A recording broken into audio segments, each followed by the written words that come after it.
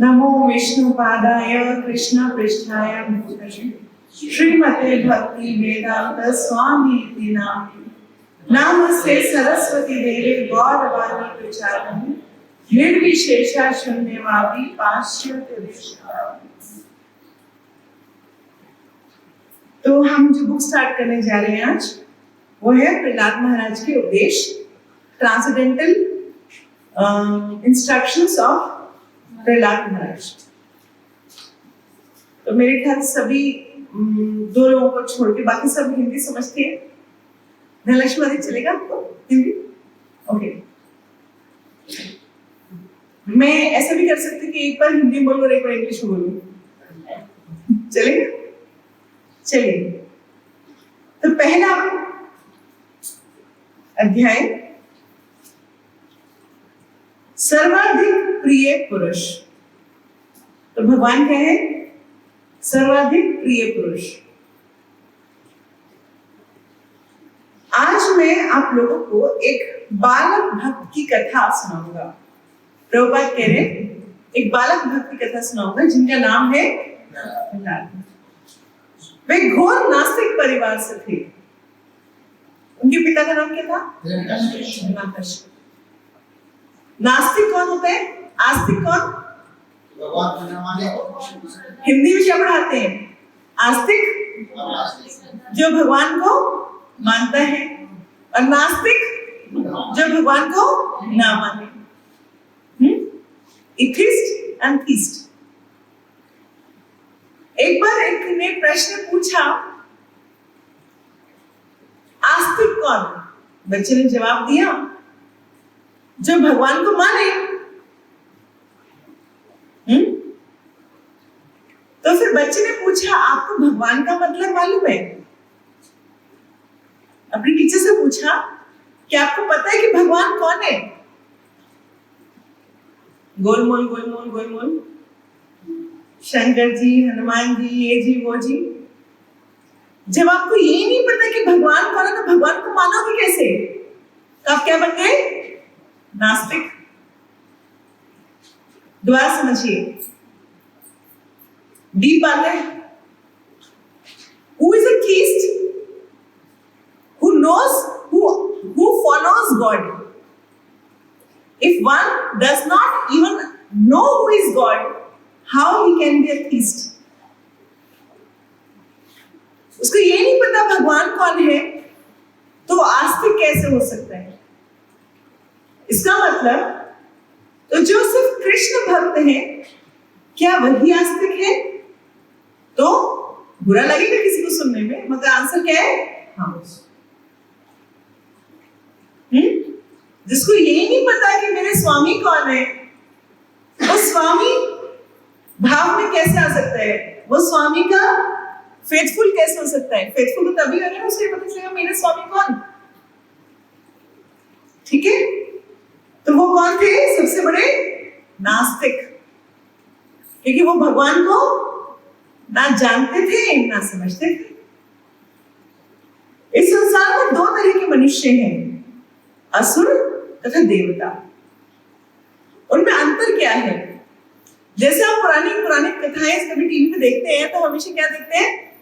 राक्षस का मतलब क्या होता है? उसके बड़े बड़े दांत होंगे, उसके यहाँ पर सींग निकले हुए होंगे, है ना, उसके नाखून बड़े बड़े होंगे, वो मदिरा पिएगा, वो मांस खाएगा, ऐसे हम सोचते हैं।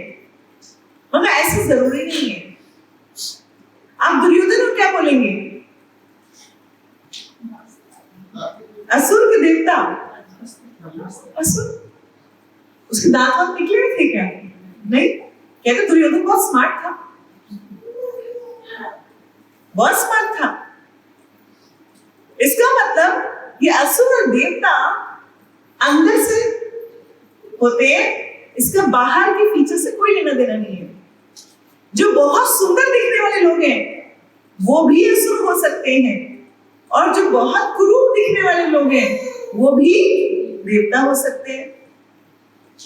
तो देवता वो होता है जो भगवान को माने, और असुर वो होता है जो भगवान को ना माने। तो मुख्यतः अंतर यह है कि देवतागण भगवान के प्रति अनुरक्त रहते हैं, जबकि असुरगण नास्तिक होते हैं। वे ईश्वर में इसलिए विश्वास नहीं करते क्योंकि वे भौतिकवादी होते हैं। उनको क्या चाहिए? भगवान को क्यों नहीं मानते? हिरण्यकश्यप नास्तिक क्यों था? उसको क्या प्रॉब्लम थी? उसको चाहिए था मैं सबसे बड़ा पावरफुल हूं। कहते हिरण्यकश्यप इतना पावरफुल था कि वो एक आम के पेड़ को जाकर बोलता था, आम का पेड़ आम दे, तो आम का पेड़ सर्दियों में भी आम देता था। वो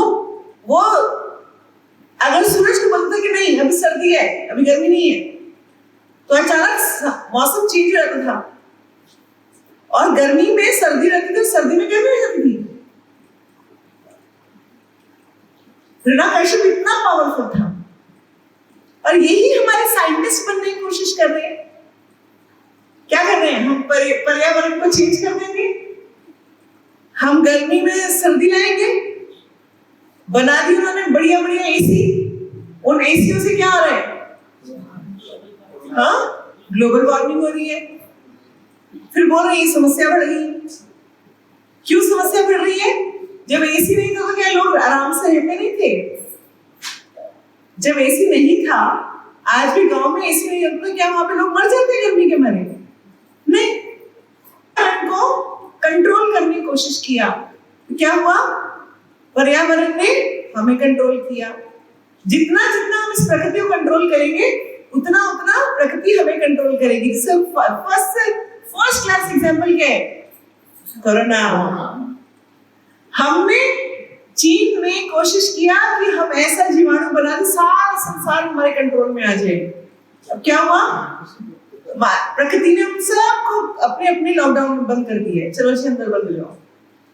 अब सब जानवर सड़कों पर आराम से घूम रहे हैं, है ना? क्यों? क्योंकि अब इंसान जू में बंद है, right? Humans are locked down, so animals are free to move. Okay. तो मनुष्य की दोनों श्रेणियां इस संसार में सदैव विद्यमान रहती हैं। ऐसा नहीं है कि अभी ज्यादा कुछ, हमेशा से ऐसे ही है कि कुछ असुर होते हैं और कुछ देवता होते, सुर होते हैं। कलयुग होने से संप्रति असुरों की संख्या बढ़ी हुई है, किंतु यह वर्गीकरण सृष्टि के प्रारंभ से चला जा रहा है। मतलब ये राक्षस और ये असुर हमेशा से हैं। अब सिर्फ इतना है कि अब इसकी संख्या बहुत ज्यादा है। पहले भी एक हिरण्यकश्यप हुआ करता था, एक रावण हुआ करता था, बट अब कितने हैं रावण? घर घर में। न्यूज़पेपर भर के देखिए, ऐसे ऐसे किस्से आएंगे रेप्स के। रावण क्या था? रावण इतना ज्ञानी था, इतना ज्ञानी था कि उसने पूरी की पूरी एस्ट्रोलॉजी उसने बनाई है। रावण ने, आपको पता है बात? Who invented astrology? It's Ravan. वैसे बहुत सारे लोगों ने दिए, उसमें से one of the biggest astrologer was Ravan. He knows कि उसको पता था कि मैं सीता को हर के लाऊंगा तो मेरा पूरा खानदान खत्म हो जाएगा, बट तब भी उसको अपनी इंद्रिय पे कंट्रोल नहीं हुआ। इतना ज्ञानी, सिर्फ एक गलती। क्या गलती? उसको अपनी इंद्रियों पे कंट्रोल नहीं था, उसको अपनी कामुकता पे कंट्रोल नहीं था। ये तो गलती है उसकी। हिरण्यकश्यप में क्या प्रॉब्लम थी? उसको ताकतवर बनना था, मोस्ट पावरफुल। ये सारे के सारे प्रॉब्लम्स कहीं ना कहीं इस समाज में हर इंसान में आज, जहां प्रभुपाद कहते हैं 4 डिफेक्ट्स, तो वो डिफेक्ट्स बढ़ते जा रहे हैं, है ना? क्वांटिटी उनकी बढ़ती जा रही है कलयुग में।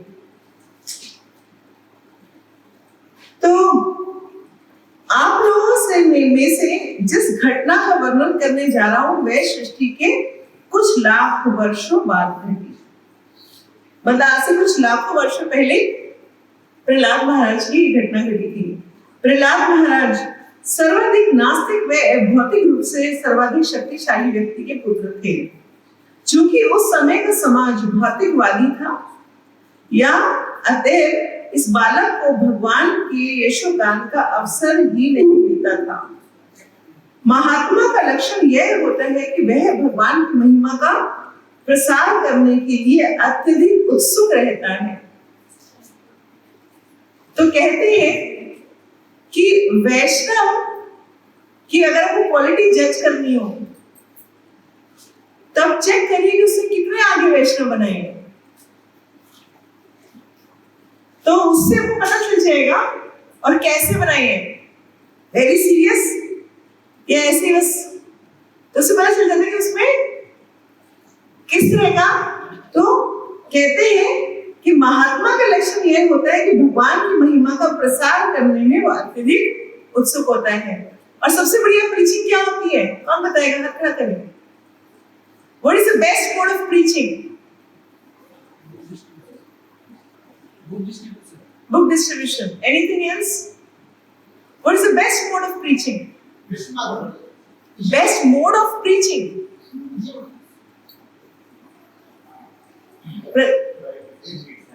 Yes. अपने आचरण से दूसरों को प्रीच करना सबसे बेस्ट मोड ऑफ प्रीचिंग है। नहीं तो सामने वाला क्या सोचते हैं, खुद तो देखो ऐसा करता है, मुझे रोज लेक्चर सुनाता है। तो best mode of preaching lecture देना नहीं है। Best mode of preaching book distribution second best है। But first the best mode of preaching is कि हम खुद अपना आचरण इंप्रूव करें। हम देखें कि हम में क्या क्या गलतियां हैं और उन गलतियों को हम सुधारें। जब हम छोटी छोटी गलतियां अपनी निकाल के सुधारना शुरू करते हैं, और गलतियां कैसे निकलती हैं, Who will tell you your errors? We are the best. हम तो सब, हमारी नजरों में तो हम सबसे अच्छे हैं। हम में हमारे हिसाब से तो हम सबसे बेस्ट है दुनिया की। हमें हमेशा अपना एक मेंटर बनाना चाहिए, एक ऐसा सीनियर भक्त जिसपे हमें विश्वास हो, उसके सानिध्य में हमेशा रहना चाहिए और अपने कान उसके हाथ में लेके रखने चाहिए। तो कोई ऐसा भक्त चुने जो आपको लगे कि हाँ ये भक्त अच्छा भक्त है। इसी कथनी और करनी में ज्यादा डिफरेंस नहीं है।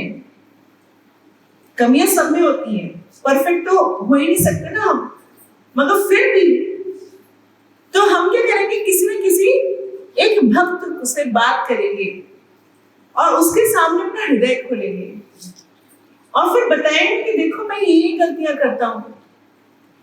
हम सब में गलतियां हैं, पर हम क्या करते हैं, उसको छुपा लेते हैं। कोई बात नहीं, कर तो रहे हैं ना, अरे लोग लाखों लोगों से अच्छे हैं। प्रॉब्लम कहाँ है, ध्यान से समझिएगा। हम मटेरियल वर्ल्ड में, भौतिक संसार में हमेशा किसको देखते हैं, अपने से ऊपर वाले को, और भक्ति में हमेशा किसको देखते हैं, नीचे वाले को। कैसे, अरे देखो कितने रिच हैं, कितने अमीर हैं, उनके पास 4 कार है, उनके पास कितने नौकर चाकर हैं, देखो कैसे जी रहे हैं। मटेरियल वर्ल्ड में किसको देखते हैं, ऊपर वाले को। और अध्यात्म से देखते हैं, अरे हम कितने अच्छे हैं, ये तो देखो शराबी है, ये तो जुआरी है, क्या गंदा आदमी है, तो हम देखो कितने अच्छे हैं। करना क्या चाहिए, उल्टा। क्या करना चाहिए, हमेशा उल्टा। जब भौतिक संसार है, मतलब मटेरियल वर्ल्ड में, नीचे वाले को देखना चाहिए, देखो उसके पास तो खाने को भी नहीं है, मैं कम से कम अच्छे से खा रहा हूं। उसके पास तो सर पे छत भी नहीं है, मैं तो देखो फिर भी आराम से रह रहा हूं। और स्पिरिचुअल वर्ल्ड में हमेशा देखना चाहिए ऊपर वाले को। देखो मनीष वो कितनी अच्छी चैंटिंग करते हैं, है ना। देखो राम प्रभु कितनी अच्छी सेवा करते हैं, काश मैं भी ऐसी सेवा कर पाऊं। देखो शुभम प्रभु कितने सिंसियर है, हम भी उनकी तरह सेवा कर पाए। तो अपने से ऊपर वालों को देखें, किसमें? स्पिरिचुअल लाइफ में। और मटेरियल लाइफ में हमेशा किसको देखना चाहिए? हमेशा अपने से नीचे वाले को। तभी हम भक्ति में आगे बढ़ेंगे। और हमेशा अपना कान किसी एक वैष्णव के हाथ में जरूर देके रखें, यू नो, जो कि हमारे कान को जब मर्जी मोड़ सके और हम बुरा ना माने। क्योंकि वो जो हमारा मेंटर है वही बता सकता है कि हमने गलती की है, नहीं तो वी आर द बेस्ट। हम क्या है? हम तो सबसे अच्छे हैं, इस दुनिया के सबसे अच्छे इंसान हैं। हमें कोई गलती है नहीं, हम तो कभी कोई गलत काम करते ही नहीं, हम तो सबसे अच्छे इंसान हैं। हमारी गलती कौन बताएगा हमें? हमारे मेंटर्स, जिनके अंदर हम भक्ति में आगे बढ़ेंगे। नहीं तो क्या होगा? हम भक्ति में जहां हैं या वहीं रह जाएंगे, नीचे गिरना शुरू हो जाएंगे। हम सोचते हैं कि भाई देखो हमें मेंटर की क्या जरूरत है, हम श्री प्रभुपाद की बुक्स पढ़ रहे हैं, सब कुछ कर रहे हैं, माला कर रहे हैं, ठीक है, माला करने से क्लीनिंग होती है, प्रभुपाद की बुक्स पढ़ने से, श्रवण करने से हम लोग बिल्कुल सही रास्ते पे रहते हैं, बहुत जरूरी है।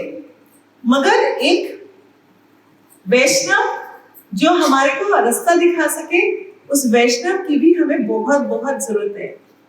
नहीं तो हमारी गलतियां हमें पता नहीं चलेंगी, हमारे अंदर जो अनर्थ है वो हमारे सामने नहीं आएंगे। तो प्रहलाद महाराज बता रहे हैं कि महात्मा का लक्षण यह होता है कि भगवान की महिमा का प्रसार करने के लिए अत्यधिक उत्सुक रहता है। उदाहरणार्थ जीसस क्राइस्ट ईश्वर की महिमा का प्रसार करने के लिए अत्यंत उत्सुक थे, किंतु आश्रय लोग ने उन्हें गलत समझा और उन्हें सूली पर चढ़ा दिया। तो प्रभुपाद क्राइस्ट का एग्जाम्पल दे रहे हैं। हम भक्तिसिद्धांत सरस्वती महाराज का एग्जाम्पल ले सकते हैं, हम श्री प्रभुपाद का एग्जाम्पल ले सकते हैं। भक्तिसिद्धांत सरस्वती महाराज को प्रचार करने की वजह से उनके ऊपर बहुत सारे मर्डर अटैक्स भी हुए थे, कि उनको मारने की कोशिश की गई थी कितनी बार। तो हम आज हमारे हाथ में बुक्स हैं, आज हम कुछ सीख पा रहे, कर पा रहे, उसके पीछे आसान नहीं था वैष्णवों का स्ट्रगल। जो हमारे आचार्य हैं उन लोगों ने कितनी कितनी बलिदान दिए हैं, कितनी कितनी मेहनत करी है, हम सोच भी नहीं सकते। तब हम आराम से बैठकर आज क्या कर रहे हैं? हरे कृष्णा कृष्णा कृष्णा हरे हरे, हरे राम राम राम हरे। एक चैतन्य चरितामृत की कॉपी लेने के लिए भक्ति विनोद ठाकुर को पूरी इंडिया छाननी पड़ गई थी कि एक चैतन्य चरितामृत की कॉपी मिल जाए, और हमें इतनी आसानी से मिल जाती है। शुभम प्रभु रोज पढ़ के सुनाते हैं, हम लेकर ठीक है पढ़ रहे हैं, इट्स सो इजी, है ना। बट उसकी एक प्रति, एक कॉपी को लेने के लिए पूरी इंडिया में कहीं अवेलेबल नहीं थी, कोई लाइब्रेरी, कोई बुक स्टोर कहीं नहीं था। भक्ति विनोद ठाकुर मतलब बंगाल से लेकर जगन्नाथपुरी से, जहां पे सारा वैष्णव वो है, जहां पे जो जो चीजें मिली है वो सब वहीं पे, कहीं कुछ नहीं मिला था। इतना उन्होंने सर्च किया, तब जाके इतने सालों की सर्च के बाद जाके एक प्रति मिली थी उनको। हमारे लिए मुश्किल है, हम तो सिंपल अनुमति जी बोलते हैं, माता जी जरा कॉपी भिजवा दीजिए, ऊपर मिल जाती है ना। कितना आसान है हमारे लिए। तो हमारे लिए हर चीज कितनी आसान है, और हमारे आचार्य ने उसकी कितनी कितनी मेहनत की हुई, कितनी कितनी स्ट्रगल की हुई है, हम सोच में नहीं सकते। उतना स्ट्रगल करने के लिए हमारे मतलब सोचने से ही बाहर है, उतना कर ले। हमारे छोड़ना क्या जरूरत है, ये है तो सही, हम उसी को पढ़ लेते हैं, बाकी को छोड़ देते हैं, क्योंकि हमने कभी मेहनत करी नहीं।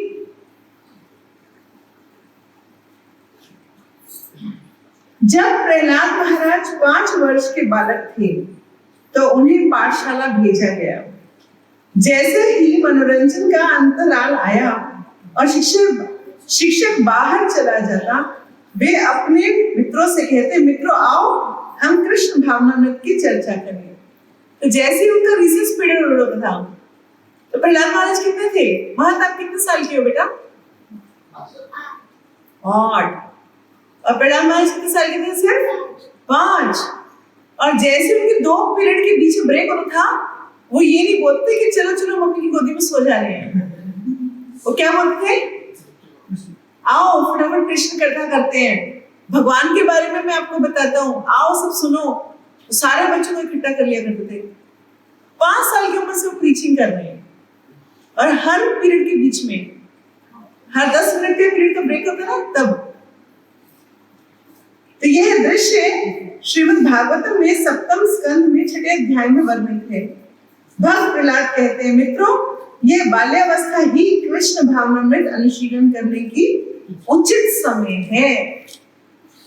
हम सब में से कितने लोगों ने 5 साल से भक्ति शुरू की है? हाथ खड़ा करें। कृष्ण भक्ति परफेक्ट, कोई और देवी वगैरह कुछ नहीं, सब पता था। हरे कृष्ण महामंत्र ले रहे थे। चैंटिंग कब से शुरू करी? वहीं से भक्ति शुरू होती है।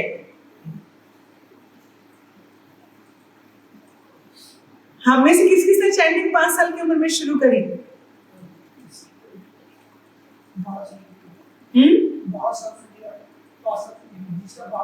12 साल से किया। ओके, आपको पता है, देखिए,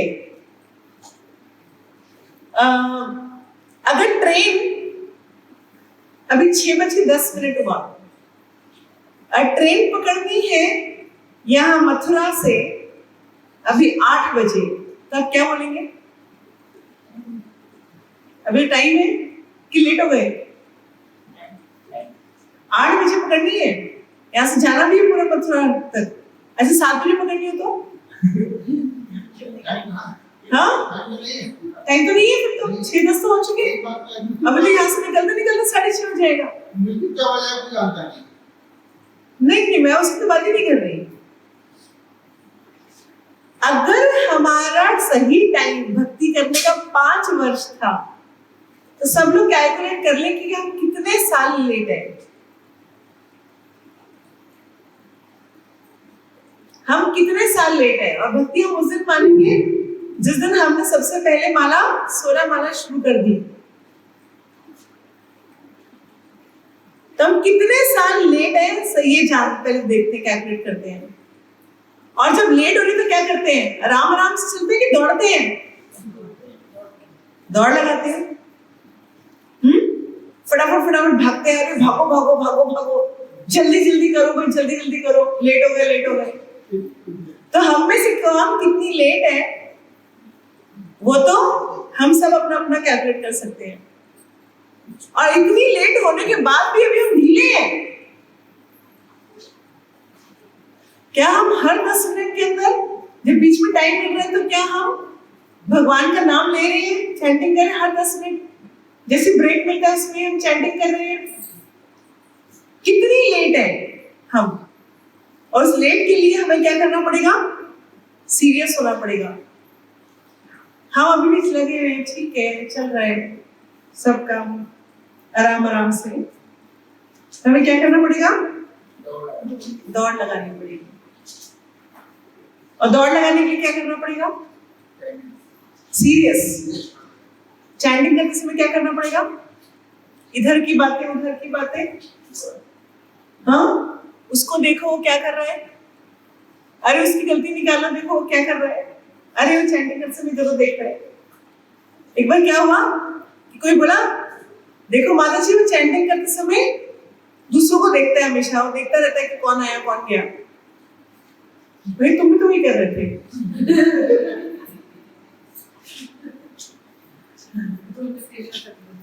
तभी तो तुम्हें पता है। हम कितनी लेट है हमें खुद को देखना पड़ेगा, और जितनी लेट है उतनी तेज दौड़ लगानी पड़ेगी, है ना? उनके बाल मित्र उनको उत्तर देते थे, ओहो हम तो खेलेंगे, हम कृष्ण भावना में क्यों ग्रहण करें? प्रत्युत्तर में प्रहलाद महाराज कहते, यदि तुम बुद्धिमान हो तो बाल्यावस्था से ही भागवत धर्म प्रारंभ करो। प्रभुपाद कहते नीचे, भागवत धर्म क्या है? भागवत धर्म क्या है? भागवत का अर्थ है पूर्ण पुरुषोत्तम भगवान और धर्म का अर्थ है विधि विधान। यह मानव जीवन अति दुर्लभ है। एक बार प्रभुपाद की बुक में प्रभुपाद ने धर्म की बहुत प्यारी डेफिनेशन दी है। Dharma is to understand who is God and how to love that God. धर्म क्या है? ये जानना कि भगवान कौन है और मैं उनको कैसे प्रेम करूं।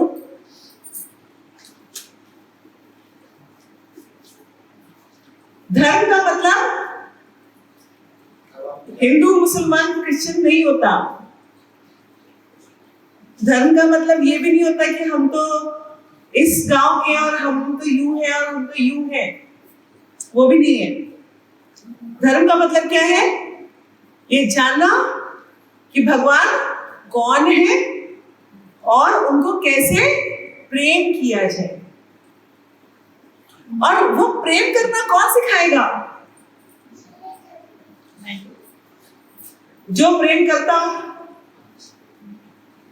भाई मेरे पास अगर 1 लाख रुपए हो तो मैं आपको 1 लाख दे सकती हूँ? मेरे पास 1 लाख रुपए में आपको 1 करोड़ दे सकती हूँ?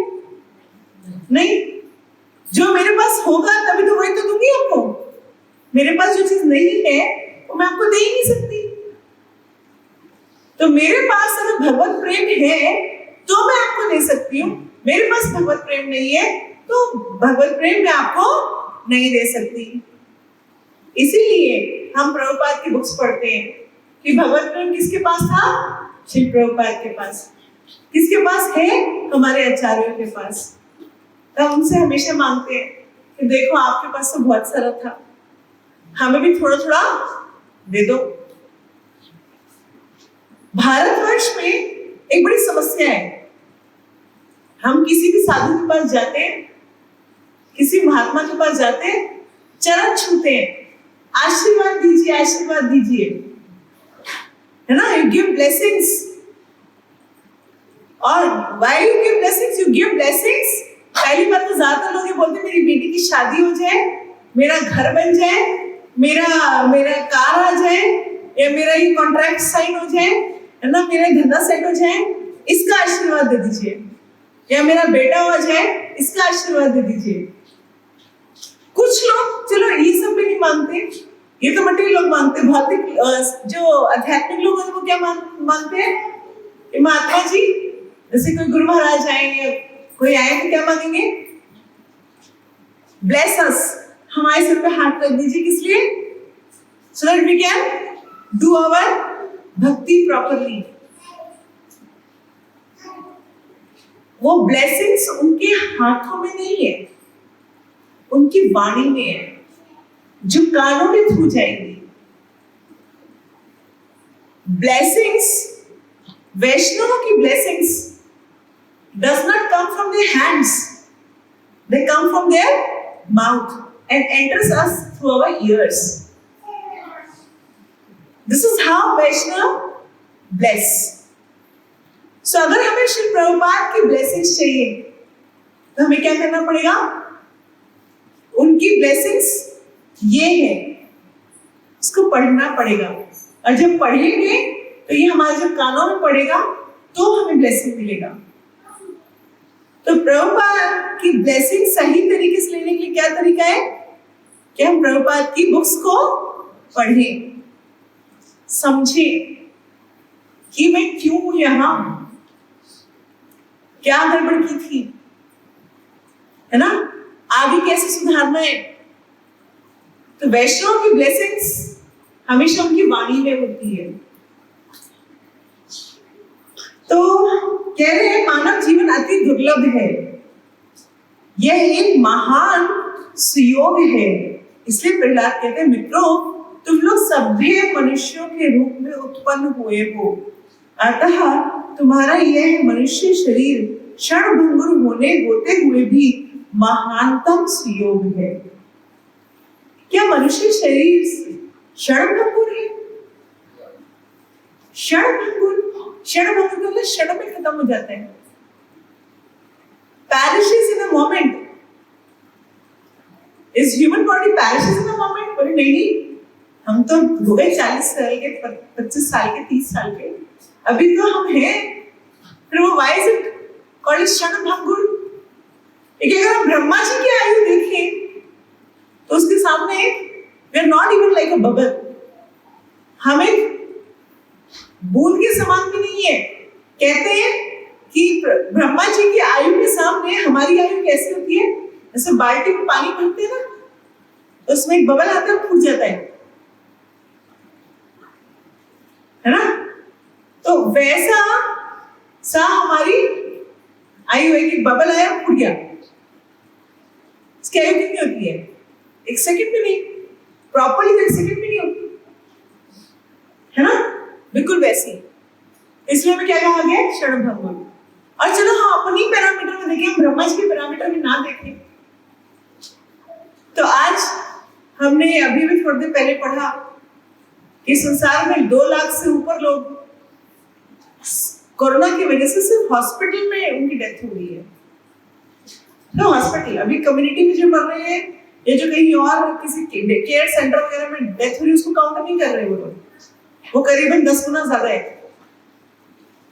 जो सिर्फ हॉस्पिटल में रजिस्टर होकर मर रहे हैं, सिर्फ उनकी गिनती कर रहे हैं अभी लोग, तब 2 लाख से ज्यादा हो चुकी है। किसी को पता है कब कोई छोटा सा, जिसको कोई देख भी नहीं सकता, ऐसा कुछ एक कीटाणु आएगा और हम खत्म, फिनिश? क्षण भंगुर है कि नहीं है? है? किसी लाइफ कुछ पता है? कोई नहीं, कुछ नहीं पता, ये भी नहीं पता हमें तो कोई भी व्यक्ति अपने जीवन अवधि नहीं जानता। ऐसी गणना की जाती है कि ये युग में मनुष्य शरीर 100 वर्ष तक जीवित रह सकता है, किंतु जैसे जैसे कलयुग आगे बढ़ता जाएगा, जीवन की अवधि, स्मृति, दया, धार्मिकता तथा अन्य ऐसी ही विभूतियां घटती जाएंगी। सो जैसे जैसे कलयुग बढ़ रहा है, as soon as कलयुग is going, क्या घट रहा है? जगन्नाथ बलदेव सुभद्रा महारानी की जय। क्या घट रहा है? आयु घट रहा है। क्या घट रहा है? आयु घट रहा है। अब लोग 100 साल जी रहे हैं? नहीं। कब डेथ होनी? सबकी एवरेज एज क्या है? 70, 80, है ना? अभी जब 70 सालों का व्यक्ति दिखता है तो लगता है अरे तो बड़ा अच्छा, और 80 दिख जाए तो हम बोलते बाजी, हाँ ये तो बहुत बढ़िया जी गया। और जो 100 साल के जी जाते तो यूट्यूब वाले वीडियो बनाने आ जाते हैं, अरे ये 100 साल कैसे जी गया। नॉर्मल एज क्या है? 60-70 इयर्स, 70-75 इयर्स, बस खत्म, है ना? और वो कितनी है उम्र? कुछ भी नहीं, घटती जा रही है, घटती जा रही है, घटती जा रही है। स्मृति, मेमोरी कम हो गई है सबकी। अब कंप्यूटर की मेमोरी बढ़ रही है और हमारी मेमोरी घट रही है। पहले जब लैंडलाइन फोन हुआ करते थे तो सबको कम से कम 50 नंबर याद होते थे, राइट? सबको 5। आप में से बहुत से तो बहुत छोटे हो, मगर जब लैंडलाइन फोन हुआ करते थे, जब ऐसे से घुमाने वाले नंबर हुआ करते थे, 3-3 वाले, 50 नंबर तो सबको लर्न होते थे। अभी आप मेरे को 10 नंबर बता दीजिए।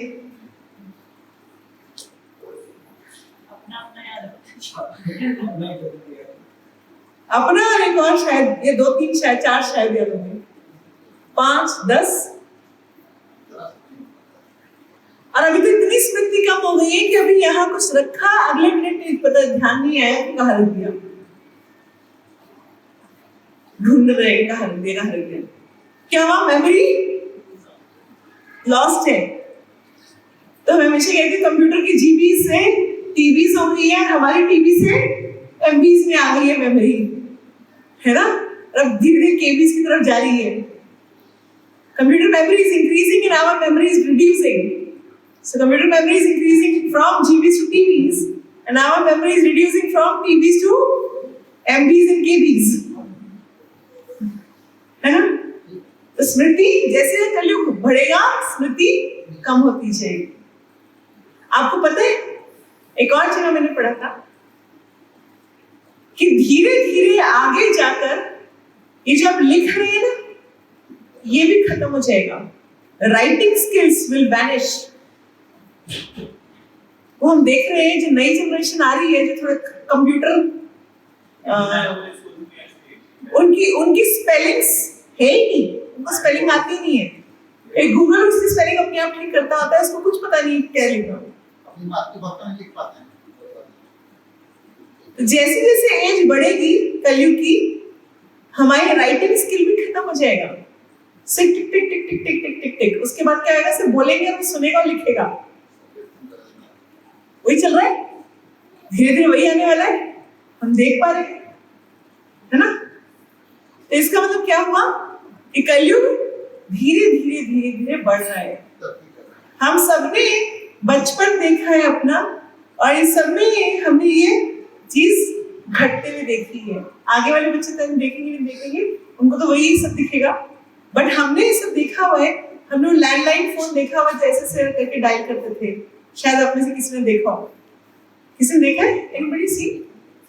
ओके।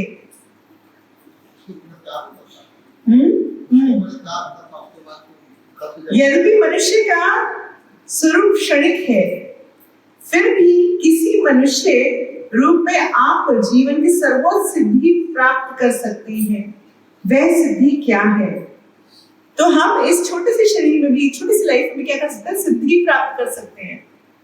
तो सिद्धि का मतलब क्या होता है? एक बार श्री प्रभुपाद के पास एक भक्त आए। प्रभुपाद मायापुर की बात बता रही। वहां पर एक सन्यासी है, उन्होंने सिद्धि प्राप्त कर ली। प्रभुपाद बोले, क्या सिद्धि प्राप्त करी? वो पानी, उन्होंने 25 साल तपस्या करी और पानी पे चलना सीख गए हैं। प्रभुपाद बोले, बस this I can do by just paying 50 पैसा। इतना तो 50 पैसे दे करके आराम से कर लेता हूँ। 50 पैसे किसको देते हैं? बोर्ड वाले को। 25 साल खराब कर दिए इस सिद्धि के लिए, भक्ति के लिए तो कहीं ना कहीं पहुंच गया होता। तो सिद्धि का क्या मतलब है? अब बता रहे सिद्धि क्या है? सर्वव्यापी भगवान को जान लेना। अन्य योनियों में संभव नहीं है। तो हमारे कैंपस में कुछ कुत्ते घूम रहे हैं, उनको आप समझा सकते हैं कृष्ण भगवान है, तुम भी रोज मंगला आरती आया करो। नहीं, वो बेचारे को भाग्य ऐसा नहीं है, वो नीचे आएगा भी, कोशिश करे तो हम भगा देंगे उसको। डॉग घुस गया। चूंकि हम क्रमिक विकास द्वारा यह मनुष्य स्वरूप प्राप्त करते हैं, इसलिए यह दुर्लभ अवसर है। प्रकृति के नियमानुसार आपको अत्यंत मनुष्य शरीर दिया जाता है, जिससे आप आध्यात्मिक जीवन को प्राप्त करके भगवत धाम वापस जा सके। बहुत बेसिक समझा रहे प्रभुपाद। अभी क्या समझा रहे? पहले कीटाणु बनाया, है ना? उसके बाद चूहा बिल्ली बनाया, इंसान बन गए। इंसान बनने के बाद भी काम वही कर रहे हैं। क्या कर रहे हैं? वही खाने पीने का ध्यान रख रहे हैं, वही सोना, कंफर्ट होना चाहिए अपना, है ना? सुंदर दिखे, है ना? ये सब ध्यान चल रहा है। तो भगवान बोले ये काम करना तो और बहुत बढ़िया बॉडीज थी। आपको पता है बंदर एक दिन में कितनी बार मैथुन करता है? मैंने सुना है कबूतर 2000 बार करता है। 20 टाइम्स नहीं है, 2000 टाइम्स है।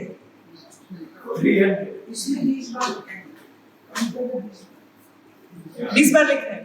ओके, फिर किसी और जानवर का 2000 है, किसी और जानवर का 2000 है। फिर कहने का मतलब हाथी कितना खा सकता है? हम उतना खा सकते हैं? क्या हम वैरायटी खा सकते हैं हर तरह की? हम कांच खा जाए, हम लोहा खा ले, ऐसा हो सकता है? कॉकरोच सब खा सकते हैं, है ना? कांच भी खा सकते हैं कॉकरोच, लोहा भी खा सकते हैं, वैक्स भी खा सकते हैं, कॉकरोच सब खा सकते हैं। जो कहीं भी मिलता है, किसी भी स्थिति में रख लो, कॉकरोच आपको मिल जाएगा। बर्फ में मिल जाएगा और आपको गर्म से गर्म जगह मिल जाएगा। तो कई लोगों को तो बहुत सुंदर दिखने का शौक है, सारा दिन लीपापोती करते रहते हैं, बहुत सुंदर दिखना है। अगर सुंदर दिखना है तो भगवान को सुंदर दिखने के लिए इतना मेहनत करने की क्या जरूरत है? रोज पार्लर जाने की क्या जरूरत है? बिल्ली के शरीर देता हूं, सुंदर सी प्यारी प्यारी आंखें हैं, है ना, प्यारा प्यारा फर है, बिल्ली बन के घूमो, सारे बने देखो कितनी सुंदर बिल्ली है। This body is not meant for all this things, है ना? कुछ लोगों को होता है कि हम क्लब बनाएंगे, सब साथ उसमें होता है, कुछ लोगों को होता है ना, बहुत सा सोशल जीने का मन करता है कई लोगों का। तो अगर ऐसा करना है तो मधुमक्खी बनो। वो इतना छत्ते में करोड़ों करोड़ों मधुमक्खियां रहती हैं। तो फिर इंसान को जीवन किस लिए मिला? हरे कृष्णा कृष्णा कृष्णा हरे हरे, हरे राम राम राम। वो तो किया ना, भगवान को निकले वेस्ट कर दिया, चल छोड़ इसको, फिर कुछ और देता हूँ, जहाँ इसको जो काम करना है वही करता रहेगा। तो हमारी को ये चीज देखनी है, माता जी बच्चों खेलने दो, हरी बोल, खेलने दीजिए, खेलने दीजिए, कुछ मत रोकिए ना, खेलने दीजिए। ये बच्चे हमसे ज्यादा अच्छा सुनते हैं, हम शोर मचाएंगे कोई फर्क नहीं पड़ता, आप ध्यान रखिए, बस आप उसको कुछ मत बोलिए, खेलते रहने दीजिए। जीवन का चरम लक्ष्य पूर्ण पुरुषोत्तम भगवान विष्णु या कृष्ण है। बाद के एक श्लोक में प्रहलाद महाराज कहते हैं कि इस भौतिक जगत के जो लोग भौतिक शक्ति द्वारा मोहित हो जाते हैं, वे ये नहीं जानते कि मनुष्य जीवन का लक्ष्य क्या है। क्यों? क्योंकि वे भगवान के चकाचौंध करने वाली बहिरंगा शक्ति द्वारा मोहित हो चुके हैं। तो जैसे ही कोई जीव इस मटेरियल वर्ल्ड के अंदर एंटर करता है तो क्या हो जाता है? माया। देखिए, यहाँ सुख नहीं है, भगवान के दुखालय में शाश्वतम है, और हम आए सुख ढूंढने। तो अगर पुस्तकालय में आपको मदिरार चाहिए, मिल सकती है? नहीं। अगर मदिरालय में पुस्तक चाहिए तो मिल सकती है? वो भी नहीं मिलेगी। So that means you are at wrong place. तो क्या करना पड़ेगा? माया को एक इल्यूजन का पर्दा डालना पड़ेगा, है ना? यहाँ पर कुछ और इल्यूजन करना पड़ेगा, तो वो जादू करती है। बोलते तुझे क्या दिखेगा? हर दुख में भी क्या दिखेगा? सुख। जहां जहां पेन हो रहा होगा वहां वहां तुझे क्या दिखेगा? अच्छा, मुझे तो मजा आ रहा है ना? क्योंकि यहीं पर सुख देना है, यहाँ सुख है ही नहीं, फिर भी सुख चाहिए। तो क्या होना चाहिए? उसको कुछ उल्टा सीधा दिखना पड़ेगा ना, तभी तो सुख दिखेगा। तो जहां दुख ही दुख है, फिर भी हमें सुख चाहिए, we are at the wrong place. तो हमें क्या करेंगे? वो माया नहीं करेगी, चल बेटा देखो यहाँ सुख चाहिए था ना, तो मैं देखो क्या करती हूँ, दुख के अंदर भी सुख का इल्यूजन देती हूँ। You will be illusioned by happiness. So दुख के अंदर भी क्या दिख रहा होगा हमें? सुख, है ना? तभी कहते हैं कि मनुष्य की जो स्थिति है वो ऐसी है कि जैसे उसको पानी में डुबो रखा हो, 2 मिनट बाहर आए तो दुख ही दुख है, परेशानी है। अपनी परेशानियां गिनने लगेंगे तो हम सब ग्रंथ लिख सकते हैं। आज तक हमारे साथ क्या क्या बुरा हुआ है उसके ऊपर लिखना शुरू करें तो हम पूरा पूरा ग्रंथ लिख सकते हैं। क्या फायदा? बता रही हूं, सुख यहाँ करते हैं, है ही नहीं। In your whole life if you remember, मैं भक्तों की बात नहीं कर रही हूँ, थोड़ा सा पटेल लोग की तरफ जाते हैं, उनसे पूछिए जो 60-70 साल के आप बूढ़े मिले जो भक्ति ना कर रहे हो, जो बिल्कुल भक्ति ना कर रहे हो, उनसे पूछिए आपकी लाइफ में क्या था, तो बोलेंगे ओहो उसने रिश्तेदार ने ऐसा कर दिया, मेरे साथ ऐसा हो गया, मेरी प्रॉपर्टी को यूं कर दिया, अरे उसने ऐसा ना किया होता तो ऐसा हो जाता, मेरी बहू ने ऐसा कर दिया, मेरे बेटे ने ऐसा कर दिया, मेरे रिश्तेदारों ने ऐसा कर दिया। वो आपको सिर्फ दुख दुख दुख दुख दुख सुनाएगा। इससे क्या पता चल रहा है? लेक्चर खत्म करते, ठीक है, आते रहे। तो हमारे को दुख ही दुख है, सुख कहाँ है? सिर्फ भगवान की चल।